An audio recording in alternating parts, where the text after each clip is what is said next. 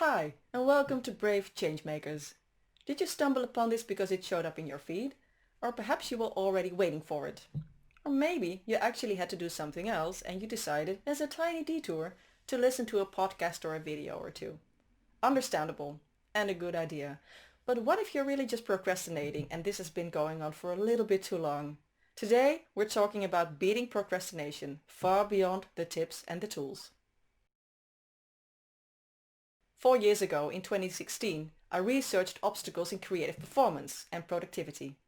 I did this to see if there was any enthusiasm for my creative innovation program, the Creative Achiever Method. I made a few assumptions in the study and presented them to hundreds of people. Within 48 hours, I got much of the results back. That turned out to be 83 different issues during creative projects. 83! I peed at the results and the top 5 of the most common issues quickly emerged. Or rather tissues, because there were rather painful examples of projects that did not get off the ground, or quickly ended up at the bottom of the list of priorities, or were simply abandoned. It almost hurt my eyes. With overwhelming amounts of response, the number one party pooper in creative performance was procrastination. And we all do it, and we all know it. It happens consciously, or when you aren't aware of it. It seems to sort of sneak up on you. You procrastinate when you somehow can get started, even if you know for sure that you'd enjoy the work a lot once you got started. Sometimes it happens when you look up to something or just don't feel like doing that particular task. Or perhaps you find something quite difficult. Or maybe you actually just prefer to follow national breaking news and trending topics, watch new videos of your favorite YouTube creators, or do something else that seems much more appealing at the time. You may have already read some books and blog articles on how to beat procrastination, or even taken a course on it, or bought a course and didn't get around to watching it. And you may have already worked on adopting healthier productivity habits, which is a good thing, because good habits help you get through the day in a good way. For example, the well-known Pomodoro method, which is very handy by the way, works by setting a kitchen timer every 25 minutes to create protected time spans for focusing on a task, so you can get things done. You train yourself to do one thing, as it were, and not let yourself be tempted by other things. Or perhaps you have a habit tracker, where you keep track of your own habits on paper or in an app as some nugget of gamification. And this way you get your 6 daily glasses of water intake, or your 10,000 steps a day, or limiting your daily screen time, for example. Aiming for a goal is often stimulating, especially if you can tick some boxes off of your to-do list. There are articles that give certain reasons for procrastination. For example, fear of failure, or not knowing how to start with a task, or a lack of motivation, energy, or focus. Solutions for such challenges are then, for example, accepting that you are actually procrastinating, setting more realistic deadlines, visualizing your preferred results, and cutting tasks into tiny chunks. In addition to the useful tools and tips in blog posts and in books and courses, there are also resources that discuss the psychology behind procrastination. For example, a recent article states that the causes of procrastination actually have to do with managing one's chaotic brain, which causes trouble while prioritizing tasks. Other articles state that you should treat yourself when you've accomplished that difficult big task first, as a reward for your hard work. Or drink a cup of tea in between to give yourself some slack in between of the things that you have to do. Or managing your distractions in a more effective way. But all of these strategies will no doubt have some truth to them and may be effective in normal times, but we don't live in normal times. And what if these insights, tactics, tools and tips don't help you, and you're still running around in that self-sabotage hamster wheel, and you just give up on your tasks every now and then because you just can't get yourself in the zone anymore? And that it keeps happening, and your projects are suffering, and they don't turn out as well as you initially imagined. And with a surge of anxiety, you're right back where you were a week before, in Procrastiville. You discover that you have some sort of love-hate relationship with your to-do list, and the list has grown so long that you hardly dare look at it anymore. Or perhaps you manage to digitize it first to get a better overview, or the other way around, from paper scraps to a productivity app to make them feel more real. Yet still, no tasks done. Trust me, you are not the first and definitely not the last. If you're stuck on staring at a to-do list and feeling overwhelmingly anxious, something else is needed than just practical tips and tools.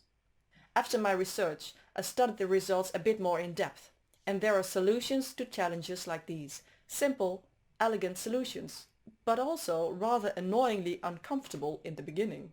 Which is of course strange, because why for the love of everything that's holy would you want to solve an uncomfortable problem with an uncomfortable solution? Sounds crazy, right? Hold on, because there is hope. I'm talking about a treasure hunt. To discover what in your near future is the treasure that provides you with the freedom to create more freely, more effectively as well. And this hunt is worth the process. It does, however, require you to be willing to dig a little deeper into your own emotions that lie beneath your procrastination. That's the hard work. In this episode, I will discuss 4 emotions that could be the key for you to achieve a bit more than you are today. One or more of these emotions are often at the root of what you think is causing your procrastination. Because you might think, I'm just a perfectionist, always have been, always will be. Or I don't particularly like finishing up tasks, I just like starting, but I do want a good result. Or perhaps you think, I'm just too busy right now, but if I'm going to focus on it in the future, then I will go for it. I'll swiftly release the boogeyman. Fear. You may feel fear about not being able to meet your own high standards. Did you already envision the results before you started, but your own fear has blocked the way to progress? Thoughts like, what if I fail, might haunt you. What if your own result is disappointing to you yourself? After all, the vision of the outcome already was perfect in your mind. How could you live up to that? Or maybe you're afraid of what someone says about your performance. Are you afraid of being bullied by trolls on the timeline? Or worse, friends or family or your parents? A lot of people feel this. It's surprisingly normal. But that doesn't help you, does it? This kind of paralyzing fear can turn any brilliant idea into a mission impossible. And then there you are, with your brilliant idea, and your Pomodoro timer, and your habit tracker. They do not measure fear, but you feel it. So fear is a basic emotion. Examining this emotion in yourself and taking responsibility for it, which is also a thing, takes courage. For example, you have an idea for a fantastic book. You have often thought about it, and you already have several notebooks and Google Docs full of scribbles and ideas, and who knows, perhaps even a plot. Perhaps you had already published something beautiful before, and you are a little afraid that this new book will not be as good as the first one was. Elizabeth Gilbert was troubled by this exact thing after her debut novel Eat, Pray, Love. It was annoying, of course, because if you're not only writing a new book but also beating those pesky devils of self-sabotage off of your shoulders, it's daunting. And those nasty thoughts of, I really can't do this, or who's waiting for this anyway? Or maybe I just think I'm good at this, but perhaps the first time was just beginner's luck. Thoughts like that do not come from yourself. No toddler in the world thinks, I have no idea if I can build that sandcastle. Or I'll try to do my first rollover, but first I have to finish this coloring page. Something or someone, but probably someone, has ruined your creative mojo and your productivity momentum. Maybe you had an overcritical school teacher who used to say that you were bad at writing essays.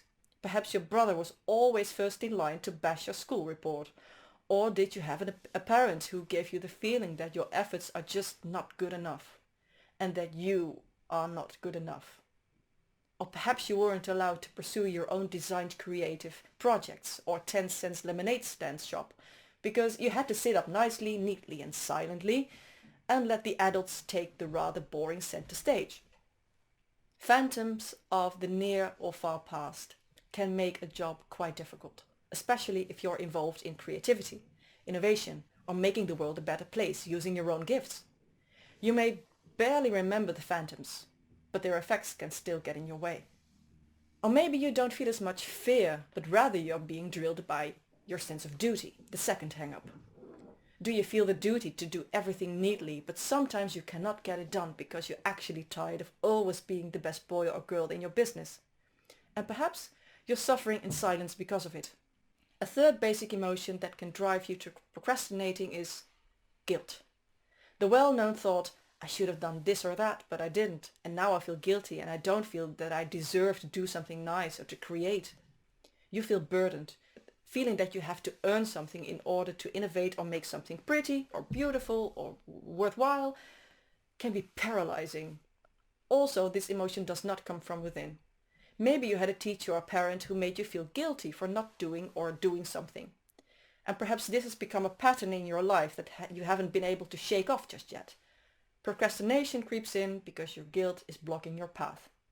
And the fourth basic emotion that makes procrastination suddenly seem like an option from paradise is frustration.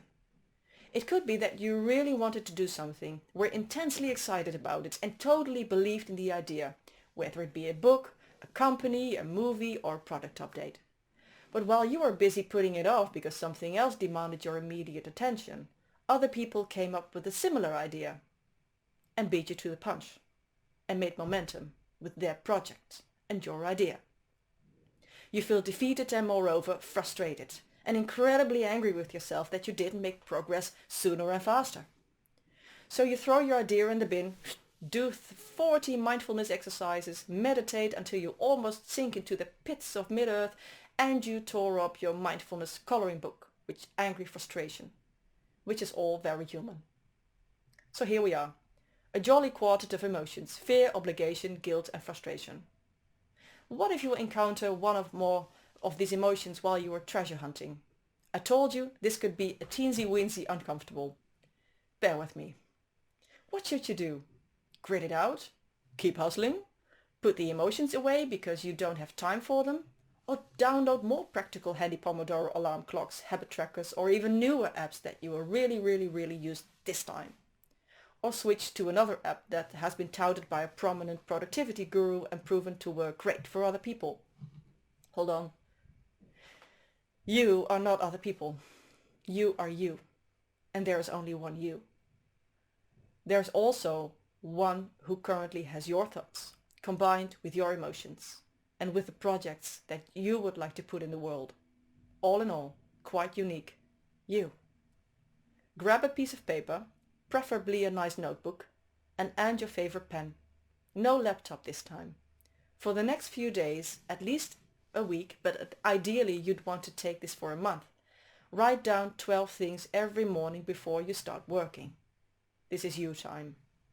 There are no tasks or projects, but you write down 12 things every day, and you can do it 1 sentence per line, but if you want to jot a little bit more, that's fine. If you keep doing this every day, you will notice a profound change. I promise you, this will only take you a few minutes every day. Your mind becomes quieter, you get more focus, and you get more in the moment, instead of unconsciously engaging in automated, irritating beliefs that some self-love deprived idiot has instilled in you in the past. You can write along and hit pause while writing if you need more time to get it on paper. On the first line you write, "Today I'm grateful for, colon." On the second line you write, "My emotions right now are exactly." Below that, "I really love this talent of mine." And below that, "I enjoy." And then, "I am sad about." Below that, "My resentments today are." And below that, "My favorite type of escapism," for example, watching YouTube or Netflix or anything. The ninth line reads, "Release me from." And then, "Teach me." And then, "I forgive myself for." And then you write, "This is why I get up in the morning in the first place," which is your purpose. And the last line reads, "One meaningful action that makes my purpose real and that I will do today." And in the evening before you go to sleep, you read what you wrote down in the morning without any judgment. You just read it. It is not a checklist. It is a kind of mini check-in with yourself, a journal. Sleep well and do it again the next day. Just give it a try, a week or rather a month. It seems so simple, and it is. But it also seems a little bit counterintuitive and indirect, because how is journaling going to get your software update done, right? But this list has proven itself to be a deal maker for me. Providing the answers every day puts you in touch with the things you love to do every day and that have purpose, meaning for you. And holding on to these things makes fear, a larger than life sense of duty, haunting guilt, and spirit-crushing frustration less relevant. Because you are busy doing other things. Your purpose, which is nobody's business but your own, least of all of the critics and naysayers from today or in the far past. There's one more thing I'd like to address today. Practice radical empathy on yourself. We live in unprecedented times, and there's a lot of things that we can't control right now. And this may cause a lot of anxiety for many people. Probably most of us. There have been intense moments in the last couple of months, weeks, and even days. COVID everything, economy, mental health, presidential elections, to name just a few. If you're experiencing an aftermath right now from all the emotions and you're exhausted, just know that this is normal from time to time. You may feel tired, not entirely stable, and stressful times with here and there a sigh of relief does this to people. We have been living in intense times for a while now, and your brain and body are trying to regulate. Whenever you feel overwhelmed, always choose self-care. Not in the go to a spa sense of the word, but in truly taking good care of your mind and body. Being under a lot of stress over a prolonged period of time takes its toll on pretty much anybody. If you're experiencing something very stressful at one moment, you can have a post-traumatic stress reaction. But if you're under a lot of stress of any kind for a longer time stretch, without knowing when this will end, you'll be in a fight, flight or freeze mode indefinitely, and this is wrecking your nervous system. Your body asks for respite. Learn to regulate yourself and forgive yourself when you mess something up, because nobody's perfect, and you don't have to be. Consider functioning at medium to okay level at this point as pretty much fantastically awesome. Cut yourself some slack. It takes time to build resilience in your life, and you need resilience in order to beat procrastination if it's caused by prolonged stress or old phantoms. Consider this a journey and not a goal. If you try this out and you want to reach out to me to let me know how this worked for you, I'd love that. Links to my social media are in the description box. You can also head over to bravechangemakers.com and send me an email through the site. Thank you for being here.